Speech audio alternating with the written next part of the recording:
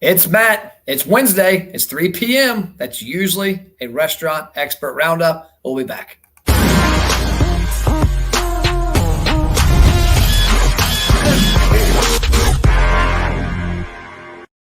What's going on? Hump Day. Ken, how are you, my man?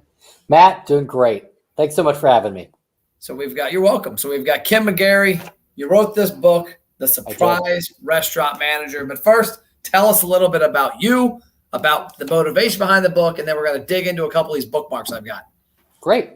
So the motivation behind the book was it's a surprise restaurant manager. So many people that I know were servers and bartenders, and they were just given the keys and said, hey, do you mind locking up or throwing out drawers? Or, hey, why don't you start doing the schedule? Next thing you know, surprise, they're a manager, and they're never given any training.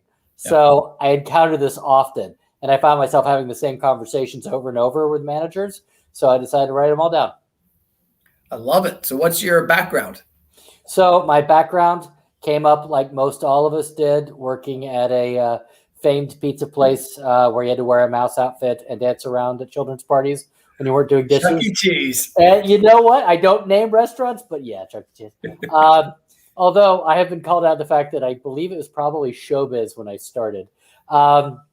But yes, that was my beginning in the industry, and then found pretty quickly I was more of a front of the house person and serving, bartending, and then made my way into management. Nice. I love it. It's a Chuck E. Cheese, man. That's some memories. We got kicked out of there one time when at my birthday. I was a pretty rowdy kid. I think I was probably spoiled too much, and then took my dad a few years to realize he needed to get the belt out a little more often because we had too many Chuck E. Cheese incidences. See, you were one of the 14-year-olds who knew that I was just some guy in a mouse outfit, and that you would come over and kick me. And it was always the T-ball teams that were the worst. Oh, yeah. Because they just knew that you were you're that guy. You're 100% that guy. So thanks, Matt. I appreciate that. But hey, if it got me out of the mascot outfit, then you did me a favor. Well, cool. So let's dig into the book. What I like to do when I have folks like you on here is I look through the book. Some of them I've read completely. I have this issue. I like reading chapters. I've got a whole bookshelf of restaurant books over here, and I like to read chapters, things that relate to me or things that I think are important to me or things that are ignored in the business. And, when you read the title, The Surprise Restaurant Manager, it's very relatable because I think too many people that are in certain positions like that literally got thrown into it. Like you said, it's like that wasn't their vision. Or like friends of mine, I've got a friend of mine who owns like 19 restaurants now. He's like, Matt, I was working at a restaurant to get through college. Yep. And then I enjoyed it. And then I became a manager at like 19. I'm like, what the hell am I a manager for? And then I turned out to be a good manager. And here he is in his 40s with a bunch of restaurants, but he's like, he was a surprise restaurant owner.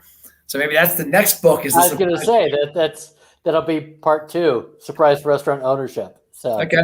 So a couple things that stuck out to me that I wanted to talk about. One of them, chapter 14, upgrading your table touch. And when it's in here, I think that's one element to me that just surprises the heck out of me about restaurants.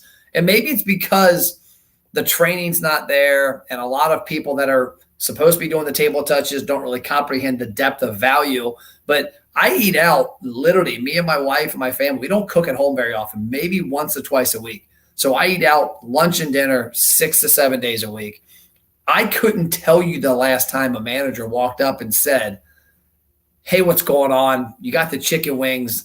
Love it. I like them. Did you like them?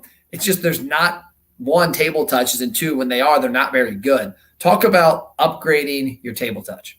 Oh, yeah. You've absolutely experienced the lazy manager table touch, which is where they just walk from table to table and say, how is everything? Yep. How is everything? And the whole reason that anybody does that is because everyone knows that that's a requirement of being a manager, but nobody likes to do it. Yeah. As much as people will say, oh, yeah, I love to do it. Well, it's like walking into a party where you know no one, and you have to introduce yourself to every single guest in the party. So you have to get good at it. You also have to understand why you're doing it. Yeah. So you don't ask questions that can be dismissed with a one-word answer. Yeah. You ask for feedback, and you ask for specifics because it shows that you actually care about that. And then most importantly, you have to do something with that feedback. whether it's positive or negative, you have to record that, because there's so much of a tendency for someone to say, oh my God, the brick chicken is fantastic. You'd say, oh, thank you very much. But where was that communication with the kitchen? Where's that communication to make sure that this is your leader, as much as it is, oh, I'm not a fan of this, and then you move into recovery mode? Yeah, and a couple of things you said there that stuck out to me, which I think are awesome, is one, passing that on to the person. But also I've had people, when I've had table touches where they've done it right, they go, oh yeah, the wings, Gary, who's on the wings today, is a wing freak. He takes extra care of the wings. I'm sure he saw you out here, saw somebody ordered wings and was excited, and they go deeper into it. But to me, it just amazes me, because if I was a restaurant owner, and it's on our vision for 2 years from now to open up our first restaurant that we're going to use as a test kitchen to test everything that we do marketing wise, and all the experts we talk to like you put those things in play. Mm-hmm. But at that point, there's going to be a couple of things to me that are most important. Number one, every person that walks in that door, I will get their name, phone number, email, birthday, anniversary, whatever relates. Number two, somebody will have a valid conversation with them at their table, and it won't be a glad hand and a hi, how you doing, and the things that you really don't give a shit about. Like right. We all see each other every day. Like, hey, how you doing? You don't actually care how I'm doing. I don't care how you're doing. Let's get to You just want fine and to move on. Yeah, absolutely. And there's a guy who actually the first ever podcast I did with MPTV, which is my restaurant owner and operator podcast, we shot back in February of 2020, was a guy named Bob Jacoby, who used to be with Quaker Steak and Lube. Now he's with City Barbecue. And Bob is the king of the table touch. We got a little crowd on him in there. The dude knows everybody. He doesn't walk up with the lame one. He'll literally, he's told me, he's like, Matt, a lot of times I will beat the server to the drinks. When I see they put their drink order in at the bar, I'll get over to the bar to get their drink so I can go to the table. It gives me a different reason to go to the table and to do that table touch. I knocked out 2 birds with one stone. I got the drinks to them. My server's a little less stressed, but I got to have a table touch and talk to them. But the other thing about that too is that he goes in depth. Like there's a restaurant I won't mention, like you mentioned earlier. I won't mention this example because it's a little bad one, but we go to it all the time. Great service, great food, great atmosphere. The one thing they don't have is great management. And now they manage the restaurant correctly, but I wear an orange shirt 7 days a week. Like recently I wore an orange shirt at the house, or a non-orange shirt. My daughter didn't know who I was. So if I go to your restaurant every week and I wear an orange shirt, and I have my wife and kids with me, at some point you should know who I am. And we've been doing this for 6 years. And it cracks me up because I know the owner. I saw him 3 or 4 months ago. And I made a comment. I said, man, he has a couple locations. This one does pretty good, everything except for the fact that your managers don't have a clue who your customers are. He's like, why do you say that? I'm like, ask them who I am. Ask anybody here right now who I am. If they can tell you Matt Plapp, I'll give you $100. And I said, it's not because of my ego. It's because I spend $100 here every week. And I'm the only guy in here that wears the same color shirt every week. So it's pretty recognizable. But Bob always did that. Bob, I would watch him. He'd walk up and he knew my son's name. He knew he played football. And he'd walk up like, Cole, what's up, brother? He didn't address Matt. He addressed Cole. And it made the conversation so much better. So why do you go back? If you keep on going month after month, but they don't have that level of recognition. I don't necessarily need a recognition. I just think if for other people, it would probably take it to the next level. I mean, their food, number one, I've been going there since I was like a little kid. My dad's known these guys forever. It's great. Everything at the restaurant is great. I've never had a bad meal. You never get bad service. You get seated quickly, served quickly. It's clean. It's an ideal restaurant, except that table touch just doesn't exist. You're a number. And, if it wasn't for the fact that it was near my house, I drove by it 3 times a day. I mean, I've driven by it twice there already, coming to and from my office to the house. If it wasn't for a lot of factors and their food was awesome and we didn't have bad experiences, I probably wouldn't, because I wouldn't be felt special. And I think that's the pandemic showed that with a lot of restaurants. That a lot of restaurants that were making their customers a number because they don't have that table touch and it's just a transaction. When the pandemic hit, they didn't see those numbers. Yep. And I think that what you're talking about starts all the way with the server and making genuine suggestions based on true aspects. Nothing is drives me more insane than telling a server what to go push. especially if they don't care about it, because simply all they're doing is just spouting, and none of us are that good of actors. None of us have that ability to push salmon if you don't like salmon. And the number of places I go into, and I'm surprised that the servers haven't even tasted the entire menu. So when you're creating that, make sure as part of your restaurant, expose your staff to that menu all the time, because you don't ever want to tell them what to fall in love with. You just want to have them fall in love with something and talk about it with passion. That one crushes me. Like a part of my soul dies when I say, hey, how is the bacon cheddar jalapeno burger with, this crate? I don't know. I've never had it. Oh, no. I've never had it. Vegetarian? No, I've never had it. I'm like, every employee will come in and eat everything on the menu. And we'll have every week where employees test stuff and try stuff. One of my friends has this habit. It cracked me up when it happened one time. It went wrong. He doesn't order. He says, just give me what you think I would enjoy. And the servers a lot of times are like, excuse me? He's like, what's your favorite item? And they're like, well, I like this. I'll take that. Surprise me. He does it all the time. We were in a restaurant one time. The server said, I've never eaten here. And he's like, oh, well, I guess I don't know how to take your suggestion, but the upselling part too, you're right. I interviewed a gentleman from a higher end deli up in Boston a few years ago. And he said, Matt, the part about our menu is we've got, depending on how much, like what items you like me, I like jalapenos and bacon, thick bacon on a burger and an egg on it. He's like, some people might like this or that. He said, if we do a better job of suggesting what people like and getting them not like upsell, but getting them to add the items that would make the burger a better experience or the sandwich a better experience, it increases their likelihood they'll return. It makes them happier with the restaurant. We get better reviews. He's like, we can sell somebody a plain sandwich, but if they're a hardcore hot sauce and pepper and bacon person, if they add these 5 items, that makes that thing awesome. Yeah, it makes $2 more, but it also makes the sandwich so much better. Yep, and it moves the server from being passive and just being an order taker to actually being very active in it. Because as much as people say that they don't want to be told what to do, the reality is, yeah, they do. And especially in a restaurant, if you're the type of server who walks up and says, oh my God, you have to try this and you want to top it with it, this is fantastic, this is my favorite way of doing it, and it's genuine, people will follow you simply because your level of passion is infected. And that's what you really are shooting for. And then when you're a manager and you follow back up, you're making sure that not only are they bought into what's going on, but their service level is matching that. And when that's all great, that's your opportunity to celebrate your kitchen and your team. Yep. Okay, let's switch gears. Delegate more, page 119. I can see you, especially where the accidental manager, where the person, like you mentioned in the book, there's their surprise manager, they accidentally move up the ranks, that they want to just do it themselves. And I think we all fall into that. I mean, I've got 40 plus people on my team between our two companies that I can do pretty much everything every one of them does. But our company runs a heck of a lot better when Matt's not doing it, because one, I'm probably not doing it completely correct. But two, I should be doing more important things. So talk about the importance of delegating more.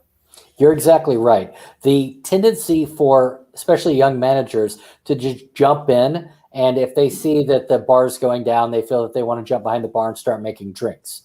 And exactly correct. There's a very good possibility that what they're doing is actually getting in the way of the bartenders who work day in and day out. And it's signaling. It's all it is. So that when the owner comes in and says, what's going on with drinks? You say, oh, I'm back here. I'm helping. But you're not. You're just that person who's trying to help out as it's going down.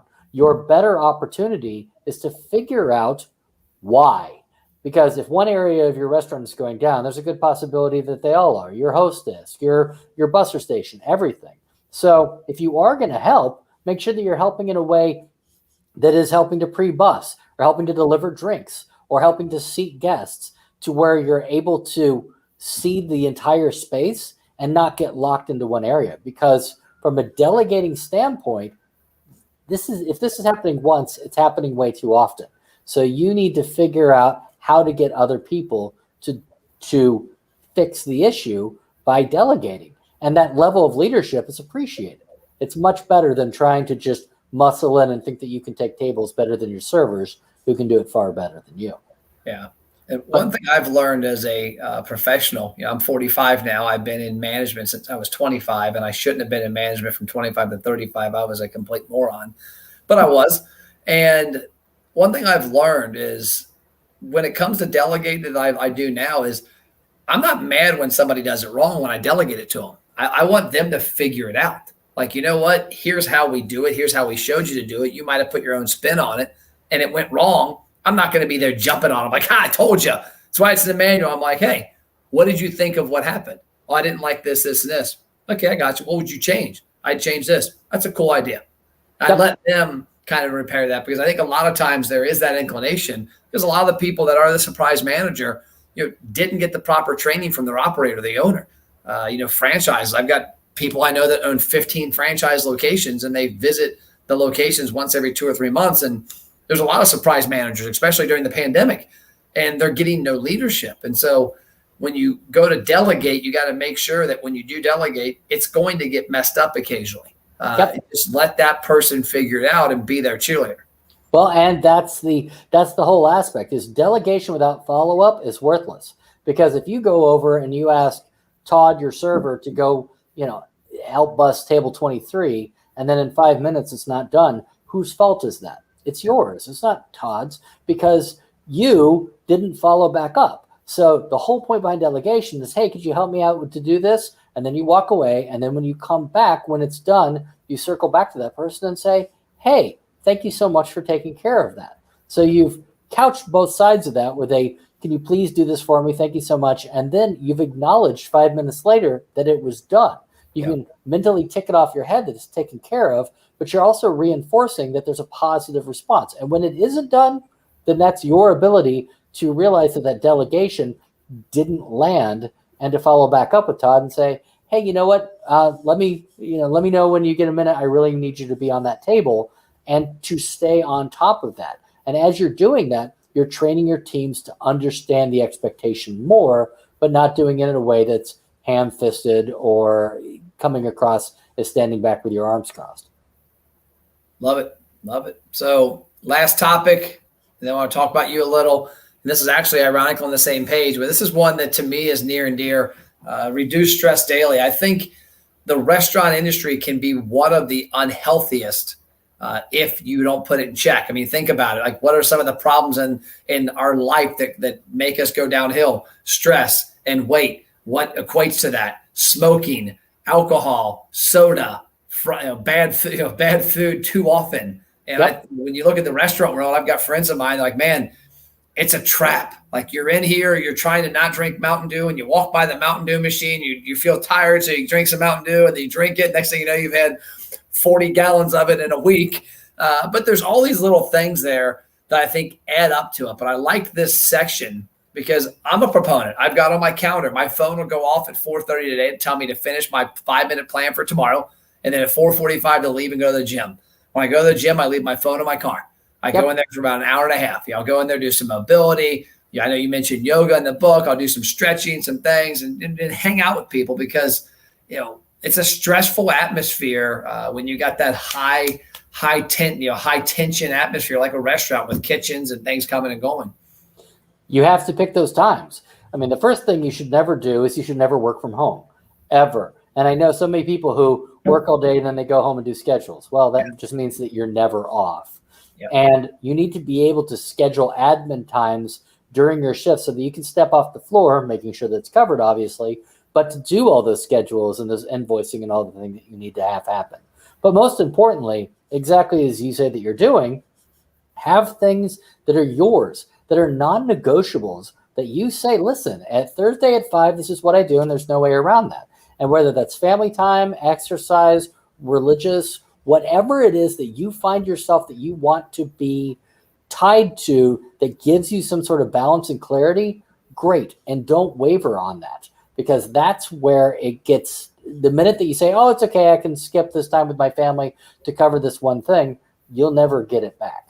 In our industry, and you're exactly, I mean, if you're an alcoholic, then people say that's a problem. But if you're a workaholic, you get saluted in this industry because the more hours that you work, people wear it as a badge of honor. Right. And that's exactly why people burn out. Yeah, it's terrible. Well, the cool thing about what you said there too about not taking work home is, that's a tough thing now, especially now with the pandemic. I think a lot of businesses realize people can work from anywhere like they didn't, they should have known it beforehand. Right. But one thing we've done, the office I'm in, we just moved into it in April, but it's a 9,000 square foot office. And this upper level is a shared workspace that I created. So my team's on the other side of the building, ironically. And then I'm in the shared workspace. There's 5 offices. There's 2 big common areas. There's conference rooms. There's private areas. I created this. It's America's Best Restaurants University is the lower level, and the top shared workspace is called Deep Work. But one of my visions is I'm going to market this to restaurants like managers. You need a place to go have your meetings that aren't at the restaurant. We've got conference rooms. You need a place to go 4 or 5 hours a week, grab a cup of coffee, sit down at a table. On your way home from the restaurant, stop by here, do an hour and a half of uninterrupted work, get in your car, go home, don't work. Because what happens, I've been there myself. If I get my computer out on a Sunday afternoon, 1 o'clock turns into 9 p.m. And there needs to be that separation of work and home. Otherwise, you just become, stressed out of your mind, and you never get to a point where you're comfortable and like it. Correct. And you never find value in sticking with it long term. Yep. And that's the deficit of our industry, is too many people embrace that level of grind as a positive, and it's not. And, your job as a restaurant manager is to make it look good so that other people want to do what you do. You can't be the one who's, working 16 hours, 7 days a week and are sleepless, because you're not setting a good example for anybody to want to be a restaurant manager. Yep. Okay. Well, in closing, tell us, outside of the book on Amazon, I put on the post today on LinkedIn, YouTube, Facebook. Get on Amazon, buy the book, but more importantly, leave a review afterwards to let the algorithm catch a little more fire, because more people need this book. Because I tell you what, when was this published, by the way? What year? This year. It came out in late April. Okay, late April. So was it inspired at all by the fact that there's about 1 billion accidental managers from COVID? You know what? It's funny is that I think I've been kind of writing this for years. When I left my barbecue restaurant and had to move back to the US, I had to write down everything that I thought of.